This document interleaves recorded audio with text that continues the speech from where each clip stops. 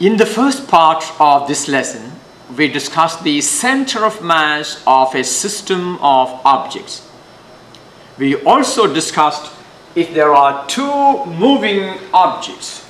Well, we will reduce it to two moving objects. If there are two moving objects, how does the center of mass of the two object system move? Do you remember how to find the velocity of the center of mass? If I have one object of mass m1 moving with velocity v1, another of mass m2 moving with velocity v2, their center of mass will be moving with a velocity given by m1 v1 plus m2 v2 divided by m1 plus m2. In this part of the lesson, we will look at center of mass as a reference frame. What does that mean, center of mass as a reference frame? If you go and stand on the center of mass of these two moving objects and measure the velocities of these objects from the center of mass, then you are using the center of mass as the reference frame. In other words, you need to find the velocity of the first object with respect to the center of mass. Now, you remember we found the velocity of one object relative to the other. In other words, we are now going to find the velocity of each of these objects relative to the motion of the center of mass. Now, do you remember what we did to find the velocity of A relative to B? Now, this time our B is the center of mass. So, to find the velocity of A relative to B, the center of mass, we bring B to rest. Is that right? Apply an equal and opposite velocity so that the center of mass will be at rest. Then apply the same velocity, equal and opposite velocity of the center of mass to both the objects. And the resultant of those velocities, you can now see the object 1 has a velocity v1, object 2 has a velocity v2, and the velocity of the center of mass we call v center of mass. Now what do? We apply an equal and opposite velocity of the center of mass to all the objects in the system. So what will be the velocity of this object? It will be v1 minus v center of mass. So when you look at the object from the center of mass, its velocity will be v1 minus v center of mass, and the velocity of this object when observed from the center of mass will be v2 minus v center of mass. Alright, so we are now going to find the velocities of the individual objects in the system measured from the center of mass reference frame. In other words, we are going to use the center of mass as the reference frame for measuring velocities and momentum of the objects that make up the system. Alright, to understand the concept of the center of mass reference frame, let us consider a truck and a car that actually we talked about in our previous examples in the first part of the lesson. Now, the car is moving west at 20 meters per second. That means v1 equal to negative 20 meters per second I. This is the same example we did in part 1 of this lesson.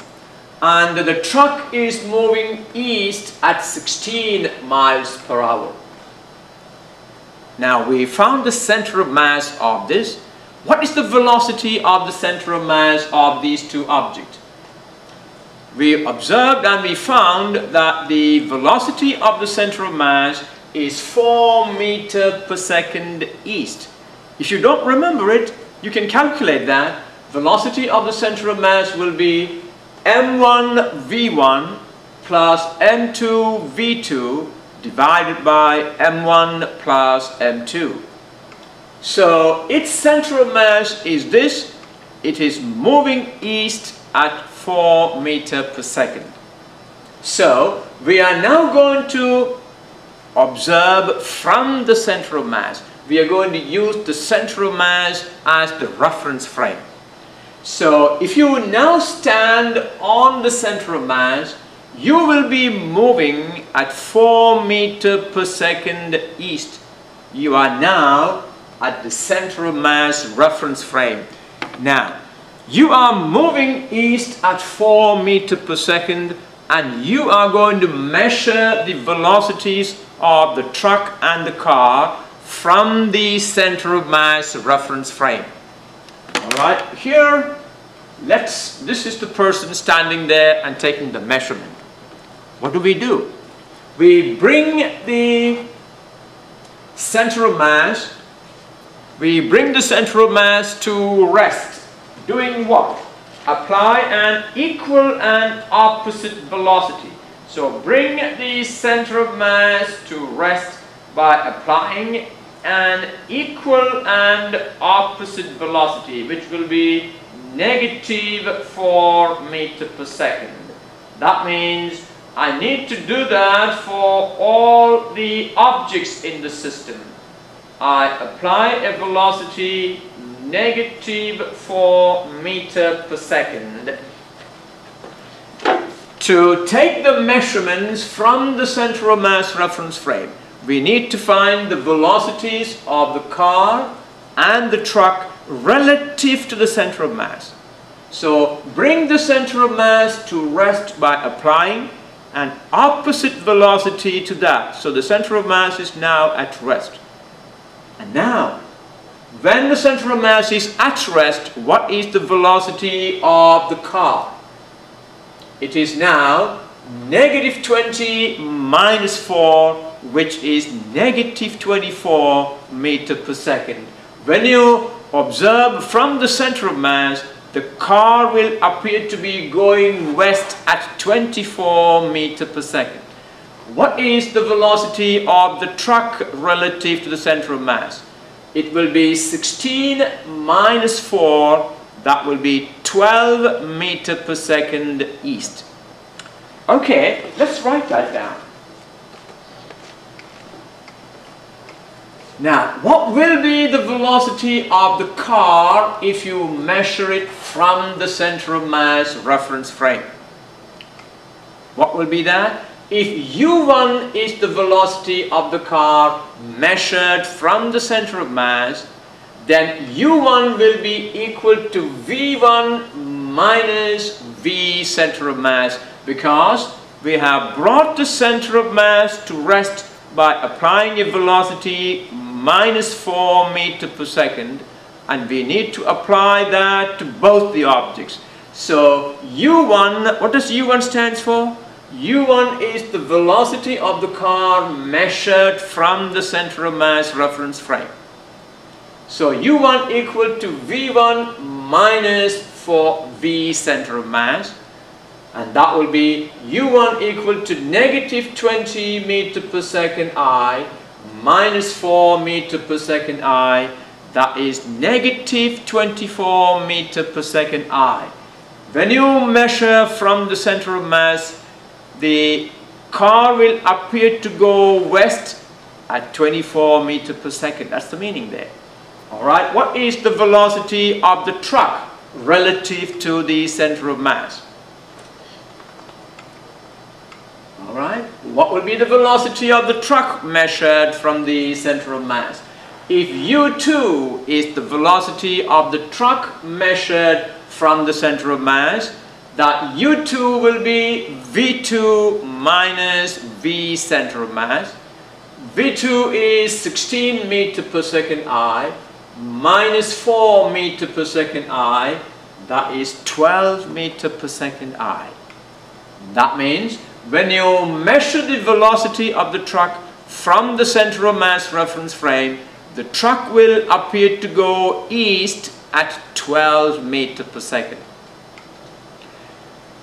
Now tell me, what is the total momentum of the system measured from the center of mass reference frame? The total momentum of the system measured from the center of mass reference frame. Let's calculate the total momentum. The momentum of the car in the center of mass reference frame.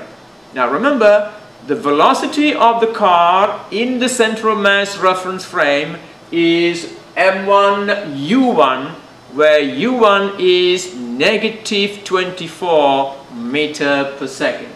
P1 center of mass, the momentum of the first object in the center of mass reference frame, is m1 u1, which is 1,500 times negative 24. That is negative 36,000 kilogram meter per second I. What is the momentum of the truck in the center of mass reference frame? P2 center of mass is m2 u2.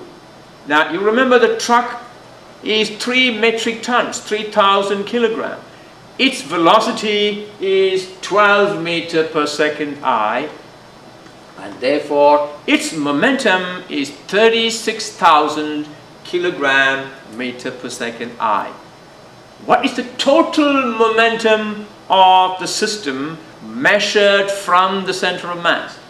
It will be negative 36,000 plus 36,000, which is 0.